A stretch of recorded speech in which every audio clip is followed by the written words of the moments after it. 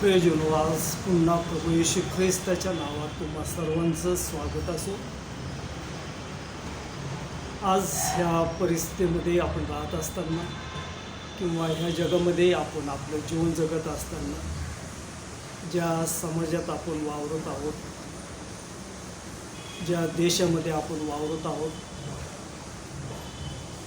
तर आम्ही वावरत असलेला जो काही परिसर आहे, जो देश आहे, त्या देशामध्ये किंवा त्या परिसरामध्ये आमचा पुष्कळशा लोकांशी संपर्क येतो. आणि तुम्ही कोणतंही क्षेत्र घ्या, कोणत्याही क्षेत्रामध्ये आम्हाला 3 प्रकारचे लोक भेटतात. म्हणजे तुम्ही कोणतेही क्षेत्र बघा, सामाजिक क्षेत्र असो किंवा सामाजिक कार्य करणारे असो, धार्मिक क्षेत्र असो किंवा कुठल्याही प्रकारच्या क्षेत्रामध्ये आमचा मानवाशी संपर्क येतो, मानवाशी संबंध येतो. आणि आम्हाला त्या ठिकाणी 3 प्रकारचे लोक भेटतात.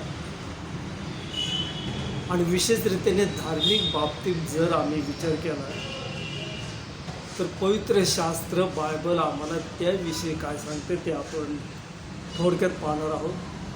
तर यशायाचं पुस्तक याचा 29व्या अध्यायामध्ये आम्हाला कसल्या प्रकारचे लोक भेटतात. तर प्रथम या समाजामध्ये जर आम्ही बारकाईने निरीक्षण केलं तर 29वा अध्याय आणि 14व्या वचनामध्ये असं म्हटलेलं आहे की ह्या लोकांना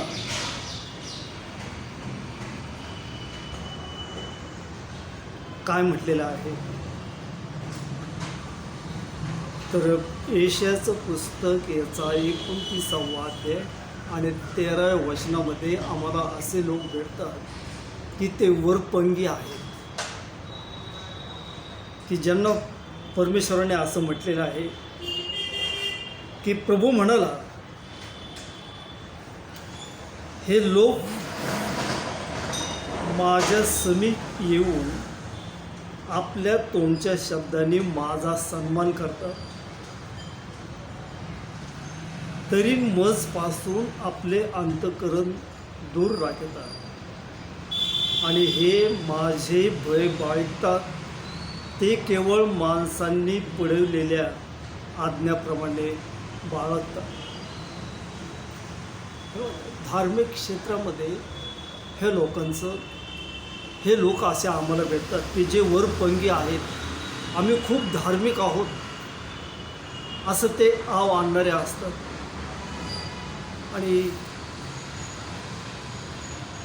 हे वरपंगी लोकांना परमेश्वर असं म्हणतो, पुन्हा ते वचन आपण वाचूया की तो म्हणतो की प्रभू म्हणाला आहे, हे लोक माझ्या समीप येऊन आपल्या तोंडच्या शब्दांनी माझा सन्मान करतात, तरी मजपासून आपले अंतःकरण दूर राखतात आणि हे माझे भय बाळगतात. ते केवळ माणसांनी पळवलेल्या आज्ञाप्रमाणे बाळगतात. आता ह्या वचनाचं कशा रीतीने आणि काय विश्लेषण करावं, तर ज्याला कान आहे तो ऐको आणि तो समजून घेऊ. असे आम्हाला धार्मिक क्षेत्रामध्ये, मंदिरामध्ये, चर्चमध्ये किंवा ज्या ठिकाणी प्रार्थनास्थळ असते, अशा प्रत्येक ठिकाणी असे लोक आम्हाला भेटतात. आणि प्रभू येशू ख्रिस्ताने एक सुंदरसं वचन दिलेलं आहे की एक जकातदार आणि एक दुसरा मनुष्य मंदिरामध्ये प्रार्थनेसाठी ते गेले. आणि एक मनुष्य, तो जकातदार,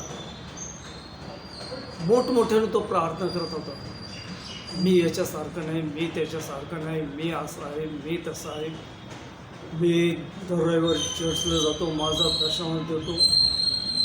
अगदी ताठपणाने उघडपणाने तो परमेश्वराच्या मंदिरात उभा राहून तो प्रार्थना करत होता. आणि दुसरा एक मनुष्य त्याच्याबरोबर होता आणि त्याच्याकडे पाहून तो म्हणत होता की ह्या माणसासारखा मी नाही आणि ह्या माणसाची माझी काही बरोबरी होत नाही, या माणसासारखा मी नाही. असे लोक आम्हाला भेटतात. दुसऱ्या प्रकारचे लोक आम्हाला असे भेटतात की जे नम्र आहेत, की जे दीन आहेत, लीन आहेत. असे लोक ह्या जगामध्ये आम्हाला भेटतात. तर 14व्या वचनामध्ये काय म्हटलं ते आपण पाहूया. तर मग पहा, मी या लोकांशी अद्भुत प्रकारे वर्तण्यास प्रवृत्त होतो. मी अद्भुत व आश्चर्यकारक कृत्य करी, तेव्हा त्यांच्यातील ज्ञानाचे ज्ञान नष्ट होईल, त्यातील बुद्धिमत्वाची बुद्धी लुप्त होईल. तर जे लोक परमेश्वराचे अद्भुत कृत्याचं वर्णन करतात, स्वतःला ते लीन आणि नम्र करतात, अशा प्रकारचे लोक आम्हाला ते भेटतात. त्यानंतर तिसऱ्या प्रकारचे लोक आम्हाला असे भेटतात की जे दुसऱ्यांना तो दोष देत राहतात. 21व्या वचनामध्ये म्हटलेलं आहे, यशायाचं पुस्तक याचा 29वा अध्याय आणि 21व्या वचनामध्ये असं म्हटलेलं की ते नुसत्या शब्दावरून मनुष्याला दोषी ठरवतात, वेशीवरील स्पष्ट वक्त्यासाठी जाळे पसरतात व धार्मिक कास धडधडीत लबाडीने रुलथून पाडतात. दोष देणारे लोक. प्रथम आपण पाहिले की वरपंगी लोक, आम्ही खूप धार्मिक आहोत असे धार्मिकतेची आव आणणारे लोक आम्हाला भेटतात. दुसऱ्या प्रकारचे लोक आम्हाला लीन वृत्तीचे लोक आम्हाला भेटतात. तिसऱ्या प्रकारचे लोक सतत हे दोष दाखवणारे लोक आम्हाला भेटतात. आणि प्रभू येशू ख्रिस्ताने खूप सुंदरसं वचन त्या ठिकाणी शिक्षण प्रभू येशू ख्रिस्ताने दिलेलं आहे.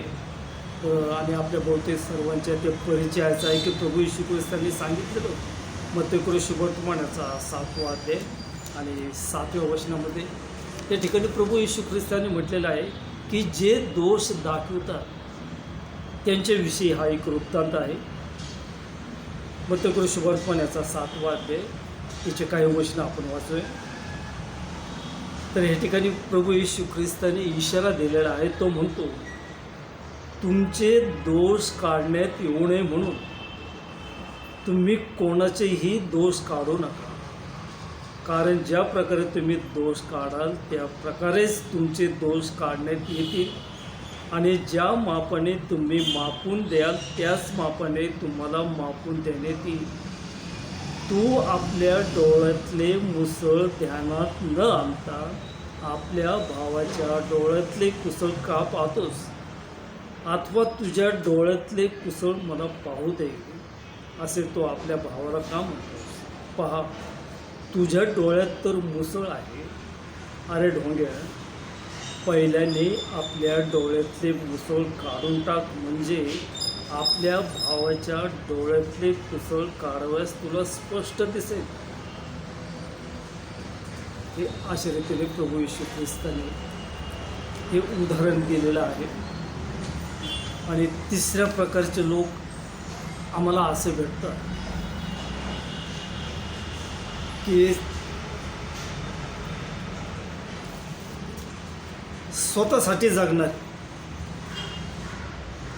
पोटासाठी जगणारे आणि प्रभूसाठी जगणारे असेही लोक आम्हाला भेटतात. तर स्वतःसाठी जगणारे लोक प्रभू येशू ख्रिस्ताने लोकऋषी वर्तमानाचा 16वा अध्याय आणि त्या ठिकाणी प्रभू येशू ख्रिस्ताने स्पष्ट रीतीने म्हटलेले की जे स्वतःसाठी जगतात, लोकऋषी वर्तमान याचा 16वा अध्याय आणि 19, 20 आणि 21 या वचनामध्ये स्वतःसाठी जगणाऱ्या लोकांसंबंधी म्हटलेलं आहे की कोणी एक श्रीमंत मनुष्य होता. तो जांभळी व तलम वस्त्रे घालीत असे आणि दररोज थाटामाटाने ख्याली खुशाली करीत असे. त्याच्या दरवाजाजवळ फोडांनी भरलेला लाजार नावाचा एक दरिद्र माणूस टाकण्यात आला होता. तर ह्या ठिकाणी प्रभू येशू ख्रिस्ताने ह्या ठिकाणी वृत्तांत दिलेला आहे की स्वतःसाठी जगणारे माणसं. नंतर दुसऱ्या प्रकारचे लोक पोटासाठी जगणारे. तर लोकऋषी वर्तमान याचा 12वा अध्याय आणि 15 ते 21 या वचनामध्ये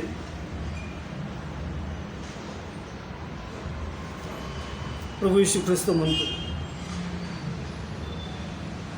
आणखी त्याने त्यांना म्हटले, सांभाळा, सर्व प्रकारच्या लोभापासून दूर राहा, कारण कोणाजवळ पुष्कळ संपत्ती असली तर ती त्याचे जीवन होते असे नाही. त्याने त्यास एक दाखला सांगितला. कोणा एका धनवान मनुष्याच्या जमिनीला फार पीक आले. तेव्हा त्याने आपल्या मनात असा विचार केला की मी काय करू, कारण माझे उत्पन्न साठवायस मला जागा नाही. मग त्याने म्हटले, मी असे करी, मी आपले कोठारे मोडून मोठे बांधीन आणि तेथे मी आपले सर्व धान्य व माल साठवीन. मग मी आपल्या जीवाला म्हणेन, हे जीवा, तुला पुष्कळ वर्ष पुरेल इतका माल ठेवला आहे. विसावा घे, खा, पी, आनंद कर. परंतु देवाने त्याला म्हटले, अरे मूर्खा, आज रात्री तुझा जीव मागितला जाईल. मग जे काही तू सिद्ध केले आहे ते कोणाचे होईल?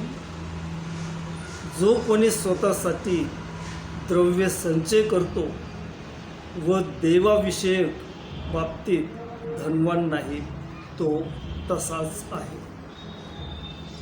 तिसऱ्या प्रकारचे लोक आम्ही पाहतो की प्रभूसाठी जगतात. पाऊल म्हणतो की जगणे हे मला ख्रिस्त आणि मरणे हा मला लाभ आहे. आणि म्हणून आज या सकाळच्या वेळेस आपण 3 प्रकारचे लोक पाहिलेले आहेत की पहिल्या प्रकारचे लोक वरपंगी लोक. यशायाचं पुस्तक याचा 29वा अध्याय आणि 13 वचनामध्ये ते आहेत. दुसऱ्या प्रकारचे नम्र लोक आणि दोष दाखवणारे लोक, स्वतःसाठी जगणारे, पोटासाठी जगणारे, प्रभूसाठी जगणारे असे लोक आम्हाला भेटतात. पण आम्ही आमचं जीवन हे कशा रीतीने जगत आहोत? आणि जर तुम्ही प्रभू येशू ख्रिस्तावर जर विश्वास ठेवलेला आहे, जिवंत देवावर जर विश्वास ठेवलेला आहे, तर तुम्हाला आणि मला आज या सकाळच्या वेळेस देवबापाचं वचन हे आहे की 28वा अध्याय, यशायाचं पुस्तक याचा 28वा अध्याय आणि 16 वचनामध्ये असं खूप सुंदरसं आश्वासनदायक हे देवबापाचं वचन आहे की त्या ठिकाणी असं म्हटलेलं आहे,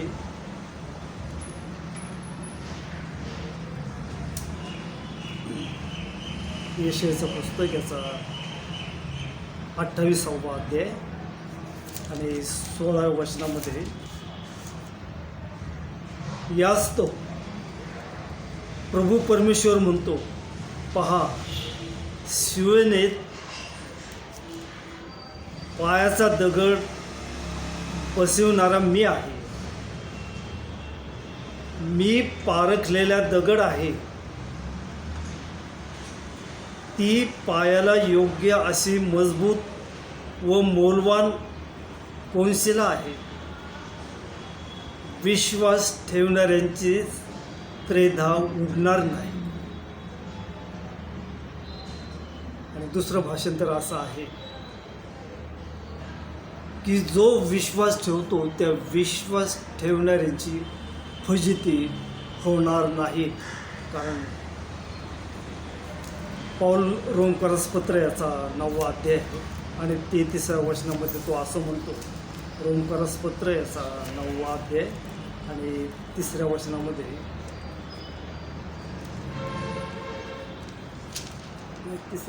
रोमकरसपत्र याचा 9वा अध्याय आणि 33व्या वचनामध्ये असं म्हटलेलं आहे, त्याचप्रमाणे शास्त्रात लिहिले आहे, पहा, अडवणुकीचा धोंडा व अडखळण्याचा खडक मी सियोनेत ठेवतो. त्यावर जो विश्वास ठेवी तो फजित होणार नाही. आणि म्हणून ह्या देवाच्या वचनातून